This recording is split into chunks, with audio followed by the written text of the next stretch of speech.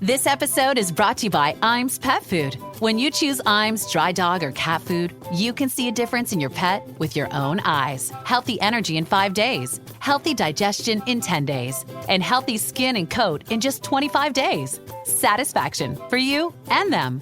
Guaranteed or your money back. Feed Iams dry dog or cat food and see a visible difference. Visit iams.com/difference to learn more. This episode is brought to you by Merrill. Join one of the most iconic names in wealth management, Merrill. You'll be part of a dynamic team of advisors and specialists working hard every day to grow their clients' wealth. And with the support of best-in-class research, advanced digital tools, and the resources of a global institution, it's truly an opportunity you can be bullish about. Learn more at careers.bankofamerica.com. Copyright 2024, Bank of America Corporation. Good morning, guys, and welcome to the podcast today. Today's topic is going to be all about leadership, organizational management, and consulting. And with that, I've got an esteemed guest with us today, Dr. Lori Baker Schena from Washington. And she's got an extensive background in helping professionals. She is also talks about the solution shift from pivot to positivity. She loves talking about mindset. So I think she's a great addition to the podcast. So Lori, welcome. Thank you so much, Doctor. I really appreciate being here. Yeah, I love this podcast. We're all on a first name basis. And talk to us your early days and how you got started and what you're doing now. It's so funny. I'm so used to saying doctor. I am a marketing person. And for 30 years, I had my own business doing marketing and public relations for physicians. And I met so many people that I just called everybody doctor, and it kept me out of trouble.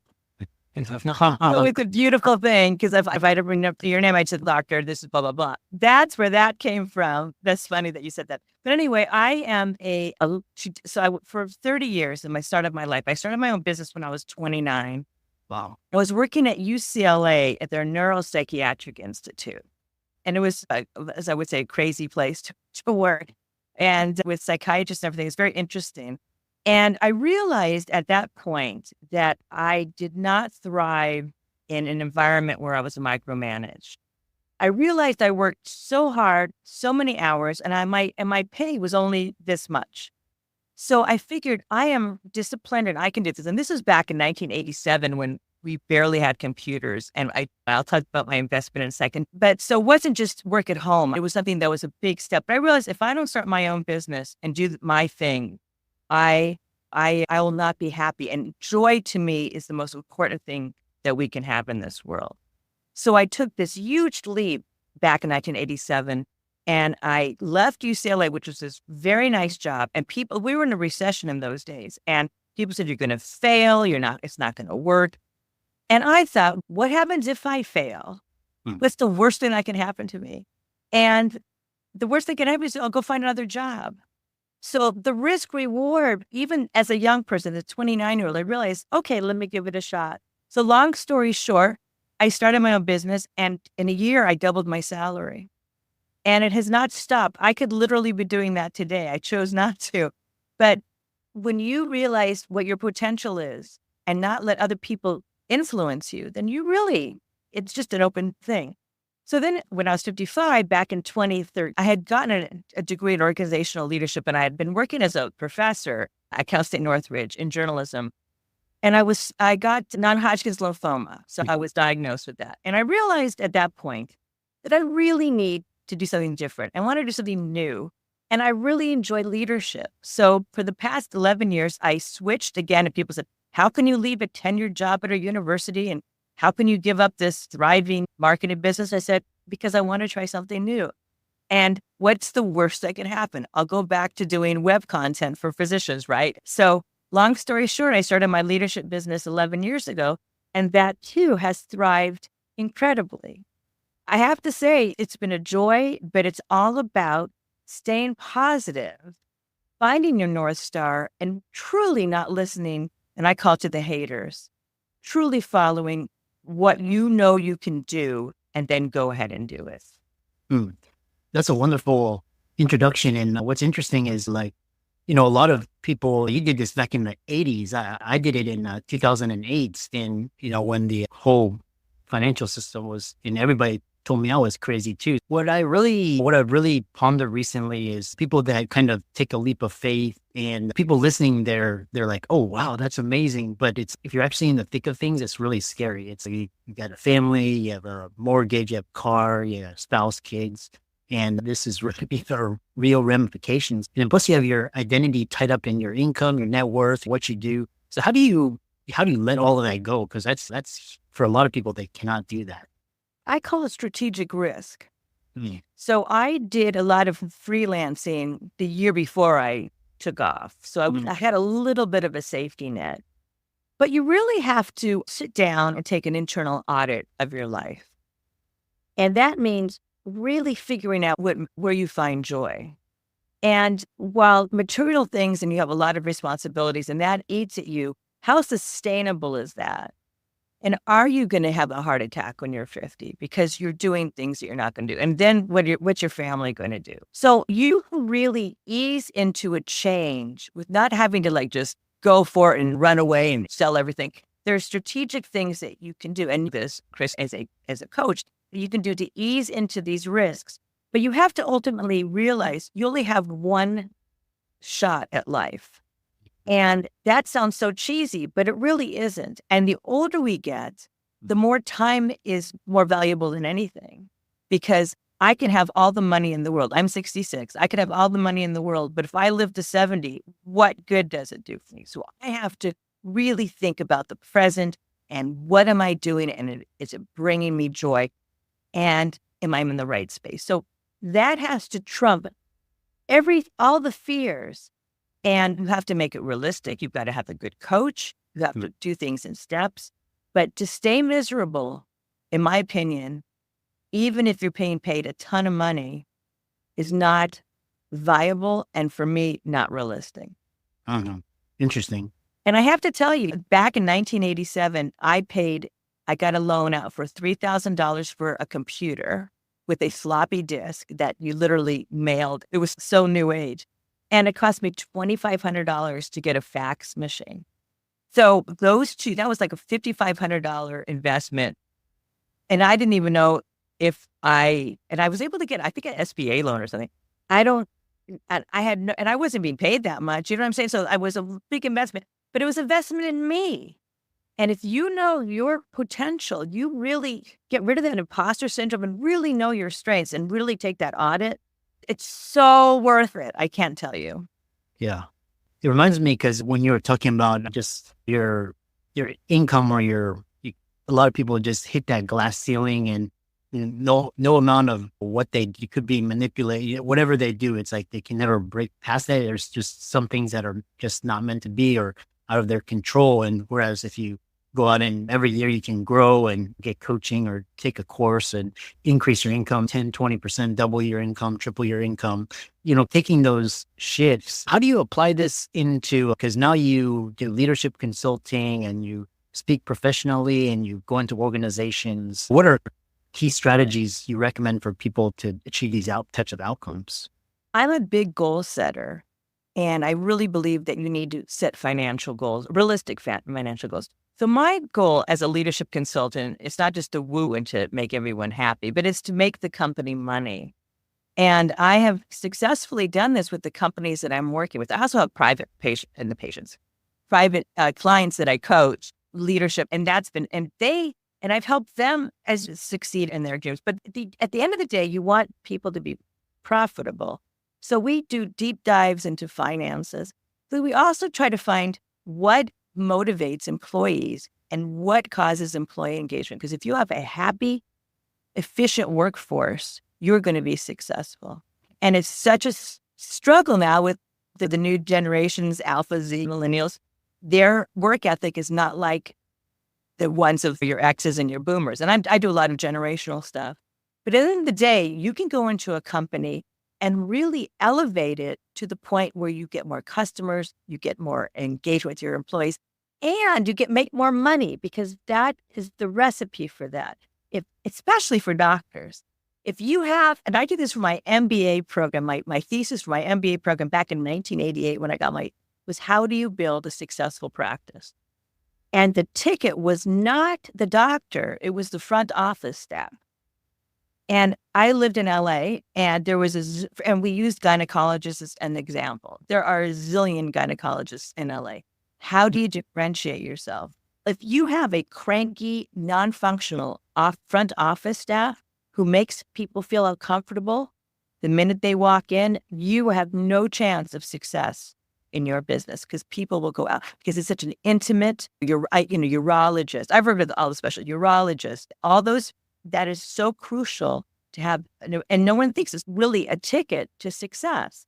Dentists too. It's so funny because people are afraid. So all of that stuff has to be factored in. It's not just, being a business and I'd say, come on in. There's so many different factors. So that's what I work with my clients. And it's really fun because watching them succeed, watching, their financial status, and it's how important it is to hire an HR person, how important it is to have good accountants and all that stuff. The people who usually, it's just fun. I love it, as you can see. Yeah, I really can sense your enthusiasm. So expanding upon that, are you seeing more people are doing what you're doing? Or are they, because a lot of people are like corporations are we've seen the perils of sticking with one company. So are you seeing more people branching out and doing their own things or starting companies or becoming consultants, or what kind of mix is your clientele? And I'm just trying to get a pulse on the different types of trends. That's a great question because my sweet spot is working with entrepreneurs who started their business and all of a sudden they hit that point where they cannot scale up. And the reason they can't scale up is because they have no business background. They're entrepreneurs and they know how to start a business. They don't know how to run a business. And that's where they get into trouble. So I've had clients who they make their first 5 million, 10 million, and they want to scale up and they're just stuck because they don't know what to do. So I see a lot of that because I see it. And then people are trying to start their own businesses and you have all the whole social media aspect and how you do that. But at the end of the day, to really start your own business, you have to have kind of an entrepreneurial spirit, but you also have to work with a coach who knows how business. And unfortunately, physicians specifically do not get the financial literacy training that they need. Mm-hmm. And their young adulthood is stolen because they're in training. Yeah. So doctors in particular, physicians in particular, are very handcuffed to be able to, very few can do this only because they didn't have that foundational background. But they can learn it, but they don't have it going in. And you also have to know what you don't know, Chris. So that's it. But people are trying, but the big issue is entrepreneurs who cannot scale up. Mm-hmm. Yeah. Yeah. Really, those are really pivotal words of advice. I know we have a couple of around 7 minutes left. Because I want to touch upon this, when you have the people that are in corporations and they've hit the ceiling, what is the number one fear that people have and how do you address that when people come to you? Fear of failure. It is so ingrained. It's everywhere. It's unbelievable. It's paralyzing. And so that, and I think unfortunately our society does not normalize failure because if you see any of the leaders that we have in the country, they've all experienced massive failures.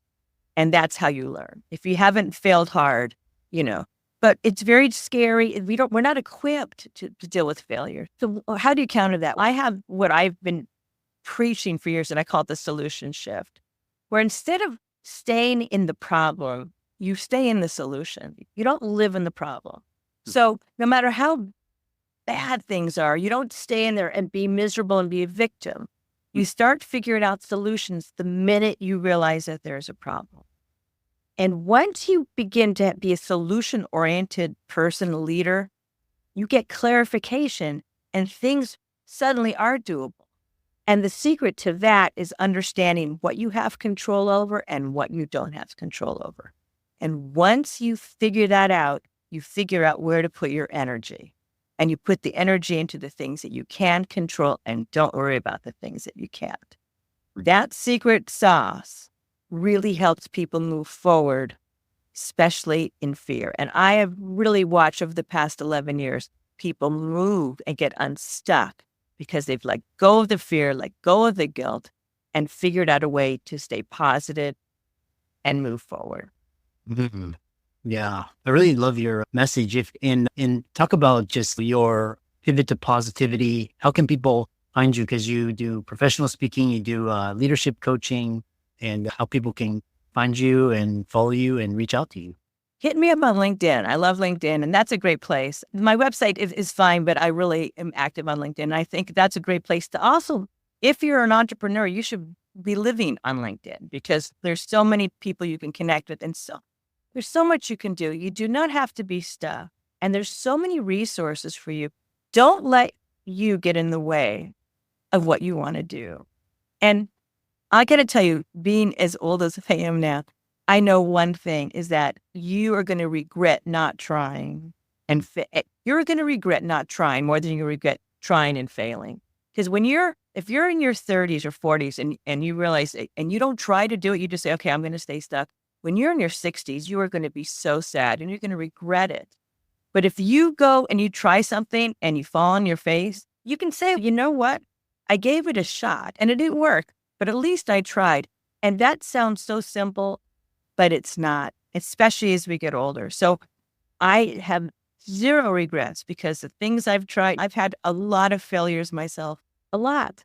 And it's just brought me to this amazing place, which it wouldn't have if I didn't.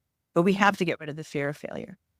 Yeah, really same thing is like, I love this Jeff Bezos, how he frames decisions. And it's like, he frames a decision from its regret factor. And it's 50 years down the road, he'd rather eliminate that regret rather than, having failed.